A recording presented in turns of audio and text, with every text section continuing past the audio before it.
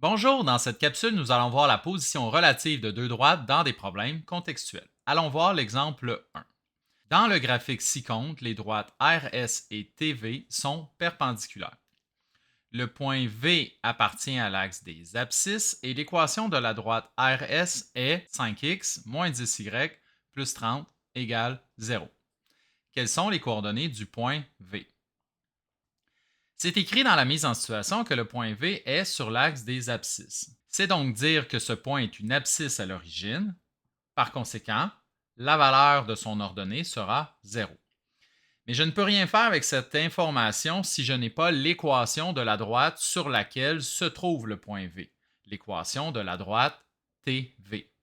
Donc mon objectif, c'est de déterminer l'équation de cette droite. Je connais déjà son ordonnée à l'origine, son B, qui est 8. Et pour la pente de la droite TV, étant donné que les deux droites sont perpendiculaires, leur pente sera l'opposé de l'inverse l'une de l'autre. Je vais donc commencer par déterminer la pente RS.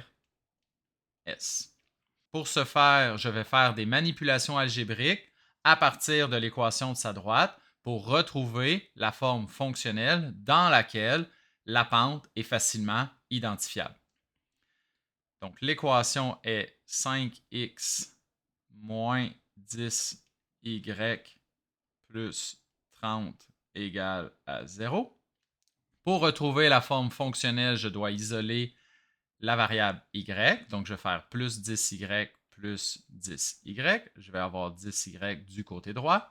Et du côté gauche, il va me rester 5x plus 30. Pour isoler mon y, je divise par 10. Donc, 5 divisé par 10 va me donner une demi. 30 divisé par 10 va me donner 3. Et évidemment, 10y divisé par 10 me donne y. Donc, j'ai isolé le y, ce qui fait en sorte que j'ai maintenant la pente de la droite RS, qui est une demi. Étape suivante, je vais trouver la pente TV. Étant donné que les deux droites sont perpendiculaires, si l'une d'elles a une pente à une demi, la pente de l'autre sera moins 2, ce qui représente l'opposé de l'inverse. Donc maintenant, je peux déterminer que l'équation